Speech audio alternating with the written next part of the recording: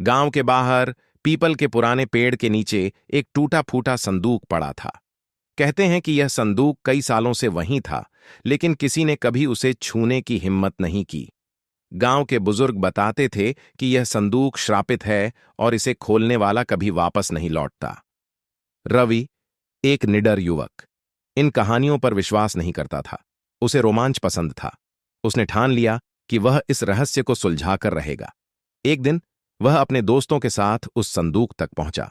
उसके दोस्त डर गए, लेकिन रवि ने हंसते हुए कहा, अंधविश्वास के सिवा कुछ नहीं है ये। उसने जैसे ही संदूक का ढक्कन खोला, एक भयंकर आंधी चली और अचानक चारों ओर अंधेरा छा गया। दोस्तों ने चीखते हुए भागने की कोशिश की, लेकिन उनके पैर जैसे जमीन में जम गए। तभी संदूक के अंदर से एक अजीब सी आवाज आई, जैसे कोई गहरी खाई से पुकार रहा हो। उस रात के बाद रवि और उसके दोस्तों को गांव में किसी ने नहीं देखा। लोग कहते थे कि उन्होंने श्रापित संदूक को छूकर अपने भाग्य को बुलाया था। गांव के लोग इतने डर गए कि उन्होंने पीपल के पेड़ की ओर देखना भी बंद कर दिया।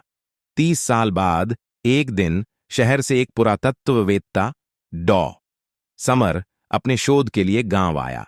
उसने सुना कि पीपल के पेड़ के नीचे एक रहस्यमय संदूक पड़ा है। वैज्ञानिक सोच का व्यक्ति होने के कारण वह इस कहानी को महज अफवाह मानता था। वह उस संदूक तक पहुंचा और ध्यान से उसका निरीक्षण करने लगा। संदूक पर अजीब सी नक्काशी थी, जिसे देखकर लगता था कि यह बहुत पुराना है, शायद सैकड़ों साल पुराना। उसने दस्ताने पहने और संदूक खोलने की कोशिश की। जैसे ही उसने ढक्कन खोला, एक ठंडी हवा उसके चेहरे से टकराई। अंदर झांकते ही उसने देखा, संदूक के भीतर एक कंकाल पड़ा था और उसके पास एक पुरानी डायरी थी। उसने कांपते हाथों से डायरी उठाई और पढ़ने लगा। मैं रवि हूं। मैंने यह संदूक खोला था और अब मैं यहां फंस चुका हूं। अगर तुम यह पढ़ रहे हो तो कृपया इसे फिर से बंद कर दो, वरना तुम भी मुझ जैसे बन जाओगे।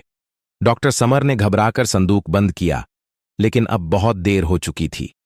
पीछे से एक साया उठा, जिसकी आंखें अंधेरे में जल रही थीं। गांव वालों ने अगली सुबह पीपल के पेड़ के पास सिर्फ एक और कंकाल पाया, एक नया, जिसका चश्मा और जैकेट अब भी नए थे। संदूक वहीं पड़ा था, मानो किसी और जिज्ञासु व्यक्ति का इंतजार कर रहा हो।